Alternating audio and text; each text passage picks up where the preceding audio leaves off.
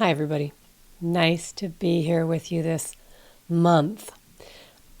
I'm just coming off of a flu that I've had for a while and a big head cold, so excuse me, I still sound a little bit like I'm sick, but I'm starting to feel a whole lot better. So what I want to talk about this month is the concept of deep structure versus surface structure, and I'll explain all of that to you as we go. This is, in my opinion, sort of the most basic tenet that we all do, but we rarely ever investigate it. And I find that to be very curious and very interesting, why we don't. Studies show that most of us exist in the realm of what we believe to be true based on the life experiences that we've had, right? It's practical. It's grounded in what I have experienced, creates my thoughts and feelings about it. Therefore, those are my truths. Therefore, I move forward into my life carrying those truths, weighing everything else I see and feel and hear and taste and touch against those beliefs and those truths. And we do that because by the time we reach our mid-30s, science has shown that we have already acquired all of our opinions, our thoughts, and our beliefs about most subjects. And we just reapply them. So we project them onto new circumstances, and we think we're giving a new response to it. It's a new circumstance, but it's a very old programmed response. By the time we're in our mid-30s. Now, why is that? That's because our subconscious mind, when we're born, we are just wide open subconscious mind. We have not developed any critical thinking yet. We do not have an adult rational mind. We don't have logic. We don't have reason. We haven't developed any of this. The brain hasn't developed to maintain that. So that only starts when we're 7, 8. That only starts to form then. So we're wide open subconscious programming so that we can learn how to do this thing called human.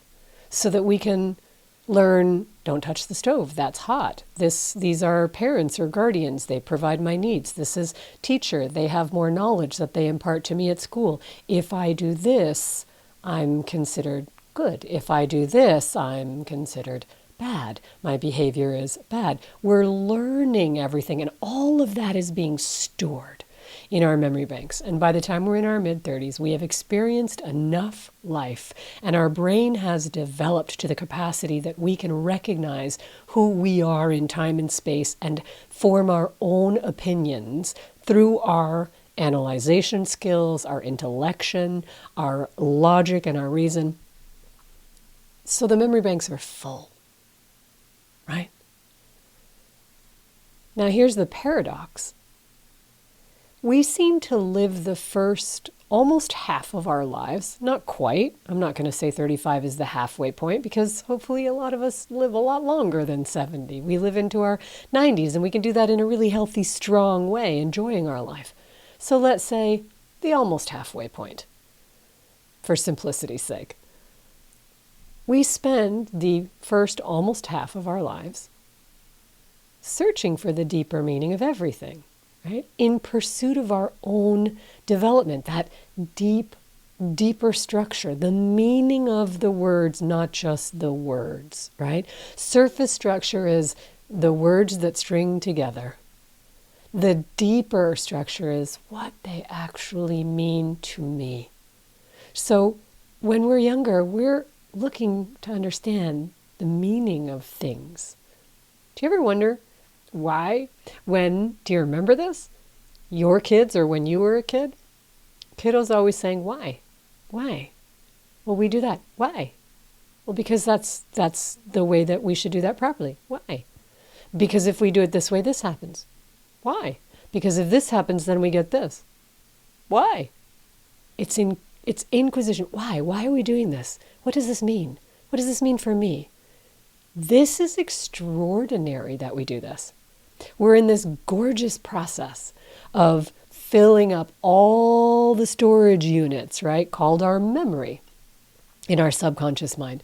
So we have this quick recall to literally billions of chunks of data stored in there that we can recall within microseconds to determine our decision and course of action. If we need to get to safety, if we think that joke is funny, if we agree with what that statement is, if we're safe in this scenario, in microseconds.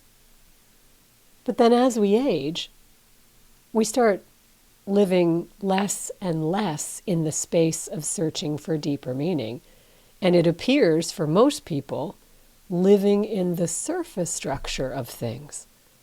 It is because it is. And I'm not saying that you're not maybe reading books and dabbling here and there and thinking about the bigger meaning of life. That's really normal as we start to age. But I'm talking about the deeper meaning of things on an everyday basis, like life is extraordinary. Look at what I get to learn. Look at what I get to process. Look at where my thoughts take me. Am I going into areas of thoughts that I've never had before? We stop doing that. We do that when we're children. We just start to accept that that's just the way that it is.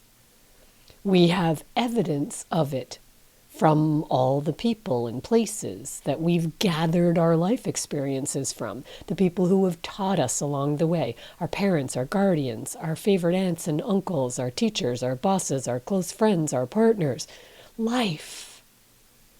And then something happens. We start to just sort of coast. We just sort of start to lean back. And there's a healthy way to lean back energetically. That's not what I'm talking about here. Because that's a whole other conversation about alignment and trust and following and developing that relationship with you. What I'm talking about here contextually is we start to just coast. We drift. We sort of lose our drive and our motivation, and we call it natural. We say, well, we're getting older and we're getting more comfortable and we're slowing down, or, I'm not going out to the disco at midnight. That's just not who I am anymore. But we don't have that passion for creating more in our life. We don't believe that we can have the things that we want. We start to just coast and accept like this is it. This is all there is. What's the point? Maybe I'm too old. Maybe it's just not meant for me. Maybe that's going to be too much work. Maybe I can't be bothered. I should just be happy over here. And yet internally you're not, or you wouldn't have the feeling in the first place. So I don't believe there's anything natural about coasting and this surface living at all. What I believe is that we've never learned to train the part of our brain that literally creates the circumstances that line up the experiences that we're after. Right? Where was, this is how your subconscious mind works 101 training in school? Where was this is how we do human 101? I could have really used those classes in high school. How about you, right? That would have been great. So what we do instead is we live in default. First, we collect and store all the necessary information and the deeper meanings we assign to it because it's exciting and it's fun and it's new. And we feel safe doing it. And we create understandings, right? And maybe sometimes things weren't safe. And we create understandings. This is good. This is bad. This is bad because you're not safe, because you did this. Don't do this, do this. Oh, people like this, people don't like this. You're just collecting everything. And after we hit our mid-30s, we stop the high-level advanced process of this. Not because we're not capable of it anymore, but because we sort of have this full storage unit. And we were never taught. We were never taught to use this mechanism and that you can sort out that data and you get to decide. There's extraneous beliefs in there that you don't need to keep anymore because that was important when you were 5. But it's not necessarily still important to you now, but it will be if we live in this autopilot. So we shift into this simple surface structure living. The world is what I know it is. Therefore, X plus Y equals Z. Right? This is my formula for life. But none of this takes into account a higher conversation, a soul path, a plan for you and your life, a purpose. Right? You've got this is how my body and my brain operate down pat. But it's the then why aren't I happy part that comes into play. Then why don't I have enough money? Why don't I have a happy relationship? Why do I sabotage every new relationship? Why don't I have a job that I love? Or why don't I have the courage to leave the job that I don't love and go for the one that I love? And therein lies the paradox. Right? You'd think it would make more sense if when we were little, we sort of played in the surface structure all the time. No great deep meaning of life quests. And when we reach the midpoint, we'd say, okay, I've got the lay of the land now. I know how this all works. Let's deepen into it because I've got all the skills now. And tie it all together with my innermost desires. And let that lead me and use all the things that I've learned and to follow that. And I feel it, and then I take an action step, and then I feel it, and I take an action step, and then I feel it, and I take an action step, and I'm living through this inspired connection to me, and the more I experience, the better it gets. The more I expand, the more I evolve, the more I self-reflect, the more I contemplate, the more I realize this is extraordinary. The more I want, the more I can do this on repeat. And I get to have all these experiences, and life is juicy. Isn't it kind of curious that when we're little, we believe we can do anything, but when we hit midlife, we don't believe we can have what we want anymore?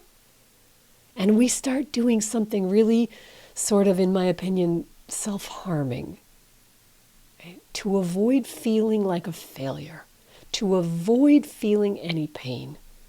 We start to tell stories to justify why we can't have what we want. We say, my parents really screwed me up. My siblings were horrible. My ex-husband was this. My ex-wife made me feel that. My job this. We project it out onto other circumstances. And please don't get me wrong.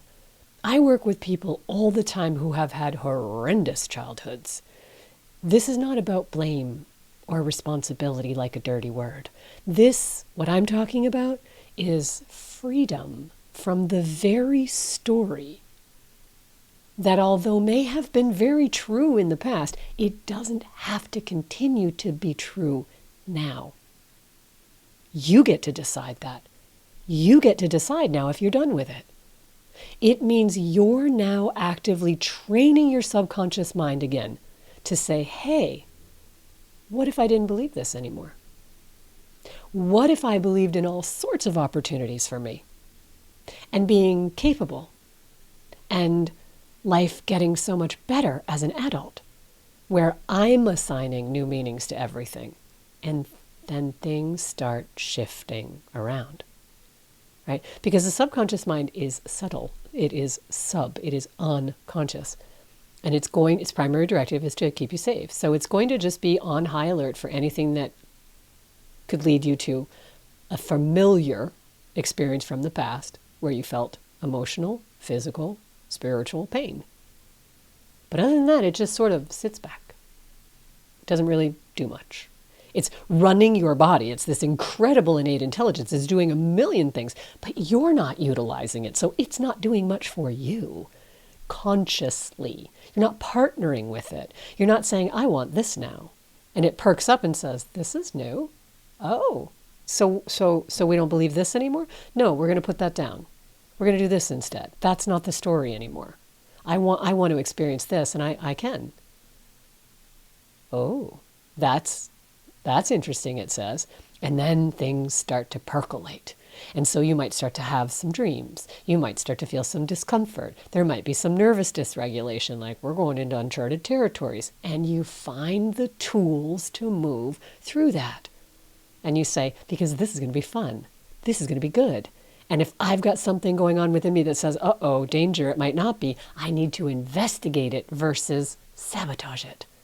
Now we're having a whole different conversation, right? You've got to know that when you flip that switch from surface structure living into deep structure living, you've got to put the projections down.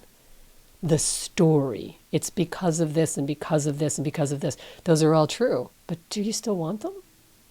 Do you still want to live the way that you're currently living? Because the story yields the results. Are you happy with the results? If you're not happy with the results, you've got to put the projections down. And you've got to put the self-harm and the self-judgment down, because it's that very story that you tell, not the actual events of the past anymore. They're not still happening today. It's the story that you're telling about the past to avoid the pain that's causing your very real suffering and dissatisfaction right now. And you get to decide if you want to keep that story. Right? Because I want you to understand the bargain you're making. It cuts you off from every resource. From the superconscious swooping in with all kinds of new experiences and resources and opportunities for you, that door is closed. And I want you to think about, let's do something here right now. You can keep your eyes open, or you can close your eyes, or you can just watch and you do not have to participate at all. But I'm going to take you on a little experience if you want to go. And if you're not sure yet, wait, come back, watch the recording, do it a second time. If you're comfortable and you want to see something here that might be really interesting for you and you want to try something new, then I'm going to invite you just to close your eyes. And take a nice deep breath in. And a slow exhale. And keeping your eyes closed, I want you to just relax your body. And I want you to think about one fear you have right now, just one. I'm afraid that if I do this or I go for that, whatever it is, then X, Y, or Z might happen. Something bad might happen. Just find one fear. It'll show itself to you right away. Okay, you got it? All right. Now I want you to just let that go. Take another deep breath in. Exhale. And just imagine like a big, thick velvet curtain being pulled across in front of your eyes. Just emptying your mind. Clearing the space. And now I want you to think of a time in your past when you had a surprising challenge come up. And somehow, even though it was scary, you managed it. You managed it because you had no other choice but to. And when you've got that, now let your mind show you that maybe right now, you're seeing that you did better than you thought you were going to. That you survived it. That you're still here. Maybe you even grew stronger. Maybe you learned a whole different set of values you live by as a result. It might not have been pleasant, but in looking back right now, you're kind of seeing that there was more to the events, especially the part about actually managing it better than you ever had imagined. See if you can notice that. See the scene playing out. And see that there's more information there.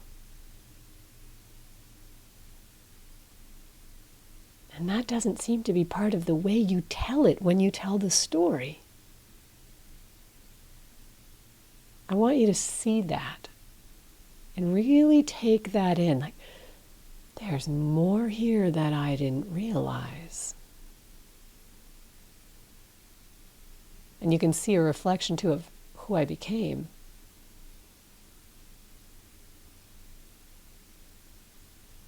When you're ready, whenever you're ready, you can just take another deep breath in and exhale and become more present and just open your eyes, come back into the room. So you see, the story that is causing your pain today isn't the full story. It's just the part that caused you the most pain. And that's exactly what your brain does to protect you, so that you can keep just the important part that was painful and avoid it forever and ever till the end of time. But it's not the full picture. And you don't have to carry it around anymore to avoid pain, because you just saw that even though there was pain, you managed it. You actually evolved because of it. You got stronger. Maybe you had some insight as to why some of the things that you love, why you love them so much. Because you found a whole new level of appreciation for things. You chose to live your life differently. There are all kinds of insights there if you contemplate them, and they're different for everyone. But that's deeper structure. When you do this, you're giving yourself the evidence that you need to know that you can handle whatever comes along when you decide to go after what you want. So the invitation here is, don't let your incomplete story dictate your life to ensure that you can't have what you want. That's what you're fighting for, and it's not what you want to be fighting for. You know it's not what you want to be fighting for, but because it all happens so unconsciously, and it's the way that we are wired, we have to have different conversations and learn different tools. Because if we don't, that ensures you can't have what you want, and that is regret, and that is living like a victim. Don't do it. It's just not worth the cost, because the cost is your freedom and your happiness, and nothing is ever worth that trade. I would rather face challenges, because life is never going to always be pretty and perfect. It's duality. We are going to have challenges. And guess what? We learn the most about ourselves. We grow the most through them. So it's part of life, right? You can handle some challenge in your life and some pain. It's not going to be dominating your life, but it's part of life. And if you can make peace with that, then you can go after everything you want, knowing that no matter what comes up, you'll figure it out. Because that's the real question. Are you satisfied with surface living, or do you crave deeper living? And if you crave it, then I'll tell you a secret. That craving is already your indicator that it's available to you. There's a part of you deep inside that knows it's meant for you. It's meant for you, where you're supposed to go. Because if it wasn't meant for you, you wouldn't be anywhere in the vicinity of the craving. It's already yours. But the bridge, the gap that you've got to fill to get there, to have the experience, to have it manifest and create in your life, is the story you tell that sabotages you over and over and over and over and over again. So we don't get there. But when you decide you're capable, and it is available to you, and it is meant for you, and that you can handle some pain along the way if it is going to be part of it, and it doesn't have to be necessarily, but there might be challenges, there might be discomfort, and there might be, I'm making big decisions here, and you can handle it. When you walk that bridge, your subconscious mind is changing the beliefs of the story that you've carried for decades, and now it's learning and being programmed. We can do this. We are doing this. Okay, now I need to go change the circumstances to match these new beliefs. This is how it works. So let's decide today, right here, right now, to put that down. You've seen now that the story isn't the full picture, and you're way more than you believe yourself to be. So no more hiding. No more small living. Let's do big things together. I've got an upcoming program that I'm launching soon. It is on the website. It is going to launch in May, and it's called ALLURE, where I'm going to be teaching alignment. So energetic alignment, conscious, subconscious, superconscious. What does that mean? How do we achieve that? How do we do that every day? Alignment, and the alignment of wealth. Notice I didn't say money. I said wealth, because they're different. And because of all of the global uncertainty and the chaos going on, this is what I clearly feel is the next very important conversation to be having, an internal shift that we need to have. And I'm also here for you for private and customized one-to-one work. And you can reach out via my website page, my contact page on the website rather. So you might be watching this on the website, in which case it's right there on the menu bar, or you might be watching this on social media or on YouTube, at which case the website is megadamsonhypnotherapy.com. Thank you for this beautiful time together. It's wonderful for me to be able to do this every month and connect with you like this and hopefully inspire you and take you through some things and get you contemplating and start that internal shifting. Be well. Live deeply. And I'll see you next month. Bye for now.